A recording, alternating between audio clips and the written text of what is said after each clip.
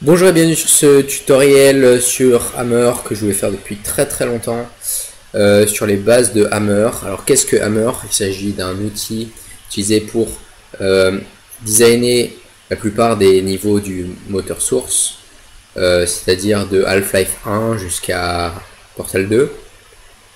Je voulais rapidement montrer pour commencer comment est-ce qu'on accède à Hammer de la façon la plus facile possible. Vous allez dans bibliothèque, et vous allez dans outils et vous arrivez sur cet écran. Donc je vais essayer de montrer quand c'est normalement. Donc vous arrivez sur une grande liste comme ça d'outils qui correspondent à la totalité des outils disponibles sur Steam gratuitement pour designer ce que vous voulez. Alors je vous conseille, si c'est un outil que vous utilisez, vous faites clic droit et vous le mettez en favori. Selon selon ce que vous voulez faire, vous aurez besoin de versions différentes.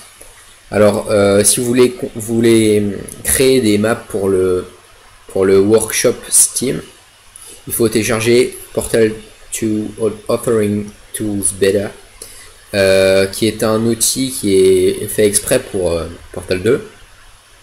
Si vous voulez faire quelque chose plus lié à Half-Life 2, à Portal 1, je vous recommande plutôt l'utilisation de Source SDK.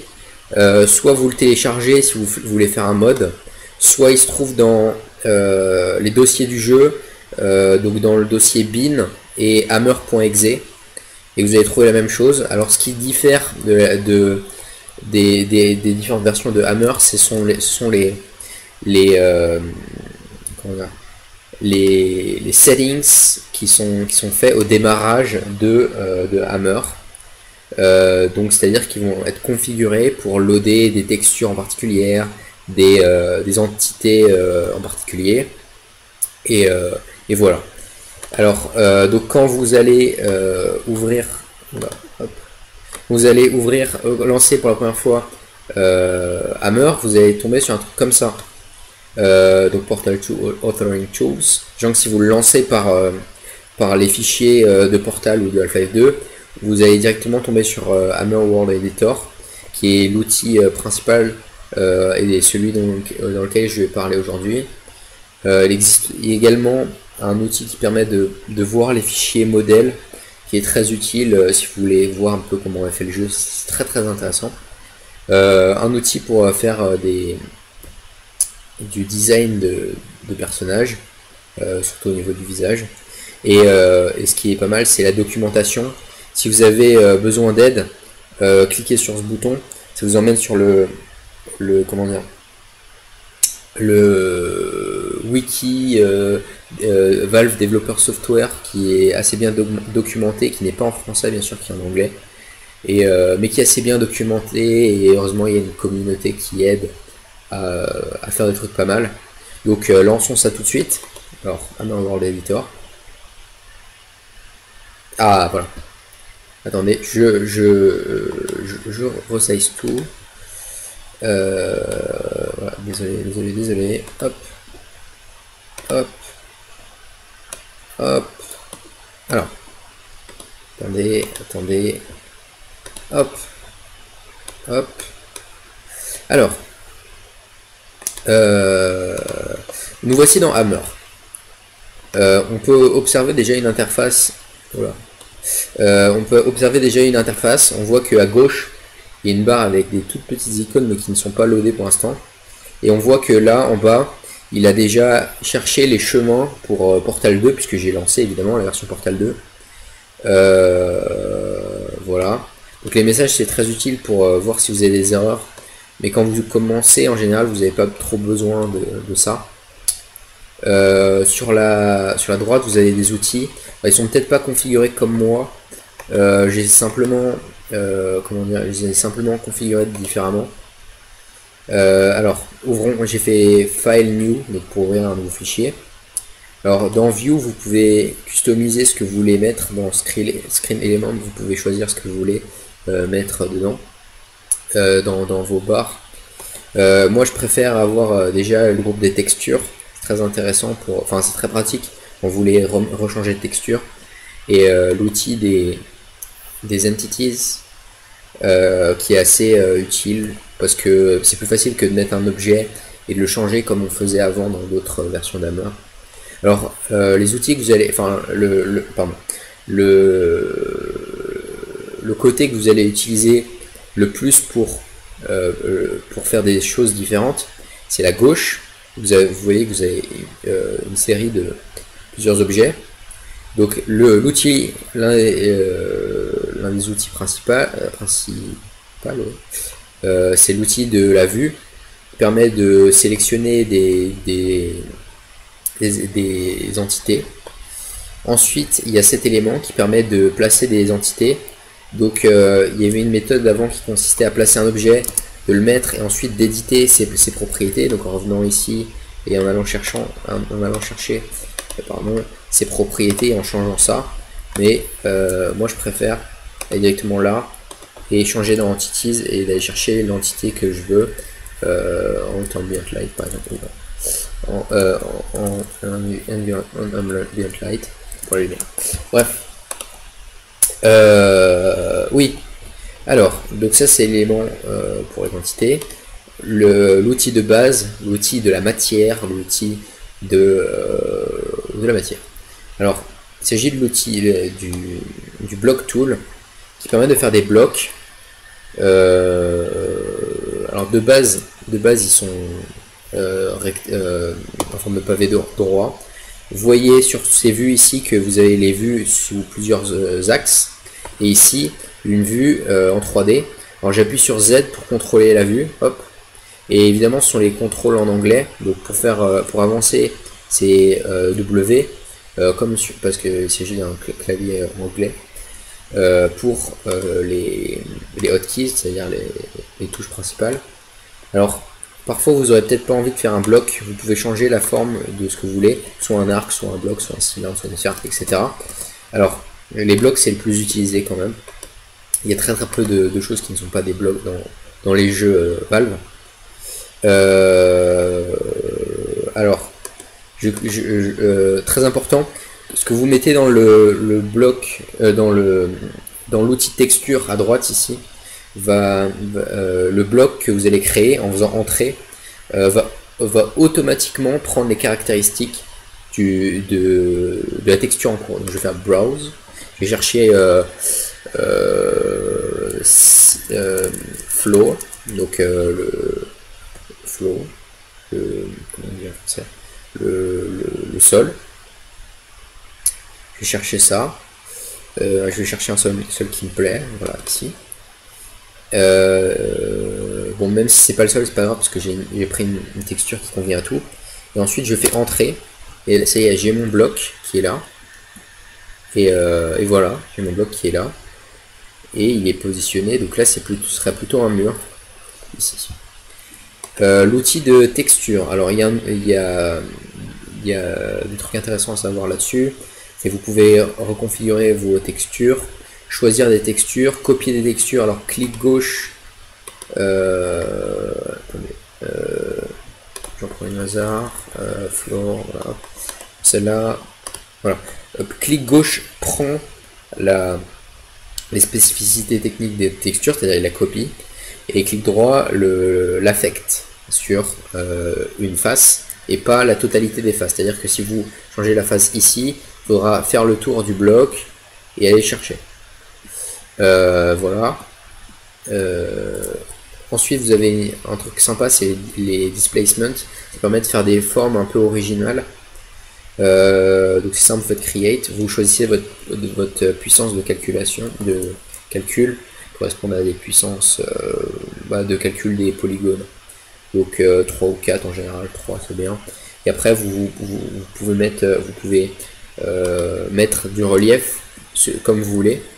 Alors en mettant Paint Geometry, vous pouvez mettre plus ou moins de relief. Donc par exemple là, je viens de faire un tout petit décalage de la plateforme vers le haut. Vous voyez, c'est pas droit. J'ai essayé de changer voilà. voyez, là c'est plus droit du tout. Voilà. Ensuite, cet outil, ça sert à appliquer la texture, il y a un spécial. Ça sert à appliquer des décalcomanies. Honnêtement, je m'en sers pas du tout. Voilà, j'ai rien de spécial à dire là-dessus. Alors, un élément important que j'utilise beaucoup, c'est le clipping tool. C'est à faire comment dire en français, des slopes, des pentes. Alors, vous prenez votre objet et admettons que je vais zoomer un petit peu. Attendez, où est ma souris? Attendez, hop, voilà. Donc, merde. Voilà. Admettons que j'ai un objet et je veux pas qu'il soit rectangulaire, je veux qu'il soit un peu courbé. Vous prenez votre objet et vous dessinez, vous placez 2 points. Alors ils sont de base sur des lignes sur un repère orthonormé, mais si vous appuyez sur Alt, vous pouvez le placer où vous voulez et pas forcément sur des lignes. Alors si vous enlevez Alt, c'est directement que sur des points alignés. Vous sélectionnez comme vous voulez. Alors là vous voyez que tout est rouge. Rouge, ça veut dire que ça conserve les deux parties, mais ça les split, c'est-à-dire ça les divise en tant que deux entités. Si vous réappuyez sur l'outil, la partie blanche sera éliminée, la partie rouge sera conservée. Pareil si vous réappuyez, non pardon, je dis quelque chose pas bien. Quand c'est blanc des deux côtés, ça le divise, et le côté rouge est enlevé. Là, ça va enlever ici. Donc je suis entré, voilà. Désolé. Voilà, donc j'ai un objet, et voilà. Mais on peut donc se demander, mais voyons, c'est nul, moi je veux jouer. Et en effet, là, on n'a pas trop de quoi jouer ici. Donc on va recommencer depuis le début, et on va enlever les décalcomanies. Là, je pourrais même faire CTRL Z, voilà, CTRL Z, hop, paf, oula, paf. Alors, alors il faut savoir un truc, que pour compiler, il faut que vos 4 murs, vos murs extérieurs ne fuitent pas en out of bounds, c'est-à-dire qu'ils ne sortent pas des maps. C'est-à-dire que s'il y a un trou qui va dans l'espace, alors c'est très intéressant, c'est qu'on peut s'imaginer quand on est dans l'espace, s'il y a un trou dans votre coque, et ben c'est pas ouf. Donc du coup il faut forcément que votre map soit close et pas ouvert sur l'out of bound, c'est-à-dire sur rien. Voilà, donc vous prenez une texture qui est solide, donc floor, bloc, quelque chose de solide. On verra ensuite qu'il y a des textures qui ne sont pas solides, et vous allez essayer de construire une architecture qui soit fermée, évidemment. Donc là, hop, un petit wall. Pour commencer, vous pouvez faire, moi ce que je faisais au début, c'est que je faisais des grands murs que ensuite je rétrécissais, mais je m'en servais comme base, c'est-à-dire je commence par des très grands murs, et après je place ce qu'il me faut, et ensuite je réduis les murs. Sachant que c'est mieux de faire des petits murs parce que ça prend moins d'espace pour compiler, donc c'est mieux. Mais moi je préfère les très grands murs. Voilà, hop. Oula. Il a pas pris. Ah oui, je vais sélectionner en fait parce que je suis un peu bête. Paf. Là j'ai. Voilà. Les murs. Voilà, il est là. Ah oui, donc il est beaucoup trop haut en fait. Super. Hop. Donc là j'ai un mur et je le crée. Bon, pour les nécessités du tutoriel, je vais utiliser directement un préfabriqué que j'ai fait. Préfab. Alors une fois que quand vous voulez sauvegarder une partie de vos fichiers, vous sélectionnez, vous faites CTRL, vous sélectionnez plusieurs entités, vous faites créer de préfab, ça permettra de les sauvegarder dans un fichier à part. Donc moi j'ai un préfab qui contient ce que j'appelle ma base, je la pose et hop, paf, ça fonctionne. j'ai un grand espace de travail qui est fermé et c'est cool. C'est cool. Voilà, donc je recommence. Alors, petite manip. Donc là, ils sont groupés. J'ai des groupes, CTRL U. Donc je sélectionne là, un groupe, CTRL U. Voilà, j'en sélectionne un, j'en sélectionne deux, je fais créer préfab, ou alors je les groupe.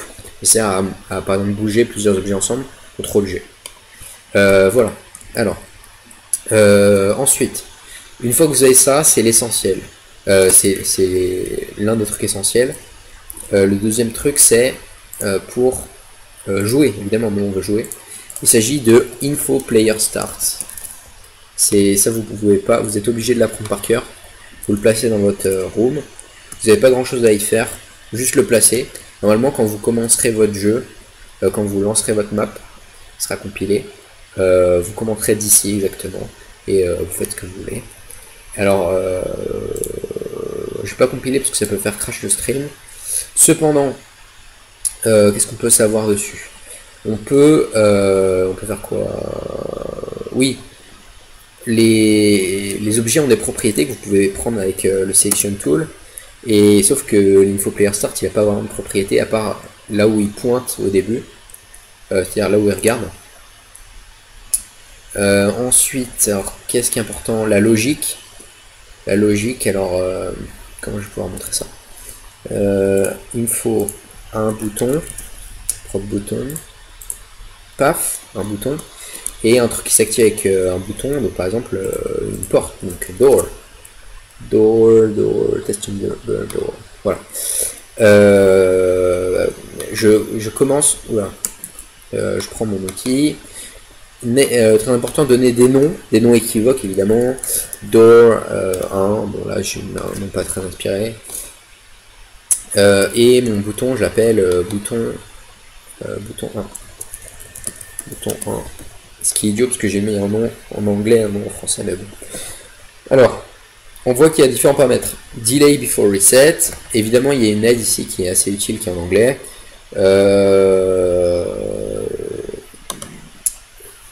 Vous avez ensuite de la logique qui se trouve dans Outputs et Inputs, donc qui se trouve ici. Quand vous faites Add, alors là vous avez toutes les propriétés logiques de votre entité. Donc on button reset, c'est quand le bouton est relâché et que il se revient en position initiale. On press, c'est quand il est pressé, etc., etc. Je pense que c'est assez équivoque, quoique pour certains c'est pas très clair. Mais on va prendre on pressed. Et on va mettre door 1, door 1, on va mettre open. Et open, normalement ça s'ouvre. Évidemment, si vous faites ça, n'oubliez pas de dire que vous voulez que la porte soit fermée de base. Il me semble qu'elle est fermée de base quand on crée. Oui, elle est fermée de base. Voilà, donc ça c'est les bases de la logique. Si vous faites ça, vous avez déjà compris allez, 60% de comment ça fonctionnait. Alors pour les lumières, vous tapez light et vous avez de l'aide. Déjà, comme je l'ai dit tout à l'heure, vous pouvez aller sur le wiki, il y a plein d'informations. Que rajouter d'autre? Les blocs peuvent être convertis en entités. Notamment le plus utilisé, c'est le trigger. Hop. Alors pas celui-là, trigger relay, plutôt le tools trigger. Donc vous faites un bloc, peu importe dans votre salle. Voilà, le mien il est ici. Je le fais, vous voyez qu'il est transparent. Et il y a marqué trigger dessus. Moi je dis trigger, mais c'est pas très anglophone. Ça veut dire déclencheur en anglais. Et mais sauf que c'est un bloc. Et un bloc, c'est mou. Et nous on veut pas, vous voyez marqué solide avec on veut pas que ce soit un solide, on veut que ça interagisse. C'est-à-dire que quand on le touche ou quand on fait quelque chose dessus, il se passe quelque chose. Et là, c'est là où c'est important d'avoir vos outils à côté. Donc vous sélectionnez avec l'outil de sélection. Vous avez deux choix, to world ou to entity. Là vous appuyez sur to entity et vous pouvez en faire ce que vous voulez. Alors ça transforme les blocs en entités. Si vous voulez faire des petits trucs jolis, ce sera un font detail. Si vous voulez faire des portes à base de blocs, ce sera plutôt font door. Mais nous on veut un trigger. Alors il y a différents types de trigger, surtout dans Portal 2. Nous on va prendre le trigger multiple qui est le plus utilisé en logique. enfin qui est le plus pratique en logique. Trigger multiple one. Alors, ce qui est important, c'est voir ce qui a marqué. On end touch, quand vous sortez du trigger, ça fait ce qui est mis dans end touch. Si vous voulez faire ce qu'il y a dans start touch, c'est quand vous touchez. Quand on touching, c'est quand vous êtes dans le trigger. Et voilà. Enfin, ce qui est important, c'est les flags. Ça va définir qu'est-ce qui est activé par votre trigger. C'est-à-dire, client, c'est le joueur, NPC non-playable character. Et selon ce que vous cochez ou pas, ça va être activé ou pas. Par exemple, si je décoche client, quand je vais rentrer dessus, ça va pas être activé. Mais si je coche physics object, c'est par exemple si je mets la radio dedans, alors ça va s'activer. Voilà. Qu'est-ce qu'il y a d'autre pour compiler? Donc c'est F9. J'ai pas sauvegardé mon truc. Attendez. Je prends un truc que j'ai déjà. C'est pas grave. Alors, quand vous faites F9, vous avez plusieurs possibilités. Donc le mode, il y a un petit mode expert là. Je vous conseille le mode normal. Vous avez deux options principales qui sont, vous avez plusieurs options principales. Run BSP, ça va permettre de générer un BSP, donc c'est ce qu'on veut, c'est le fichier utilisé pour les maps, donc c'est bien.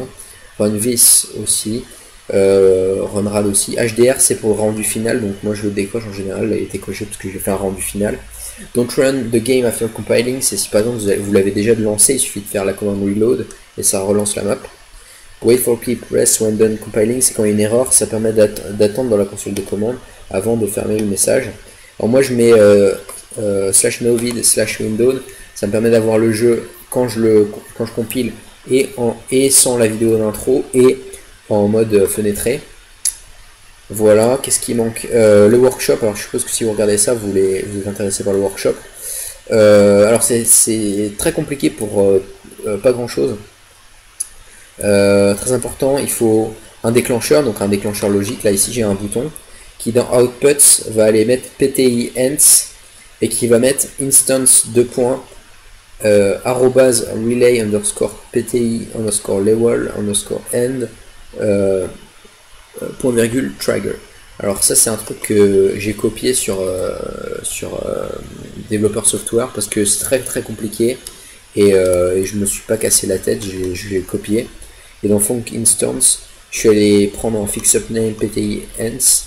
Dans l'instance, je suis allé prendre le global PTI ends qui correspond au point .fvlf de ça. Et voilà, et ça déclenche automatiquement le workshop, donc c'est cool. Voilà. Il y a plein de trucs que vous pouvez faire avec Hammer, je vous encourage aussi à aller regarder le wiki encore une fois. C'est très bien documenté, si vous avez des questions, n'hésitez pas à demander. Voilà. Et bien merci d'avoir regardé, c'était les bases. S'il y a vraiment des questions que je trouve pertinentes, j'en ferai peut-être un autre, mais ça me semblait important de préciser à quoi correspondait chaque chose. Voilà, merci d'avoir regardé cette vidéo.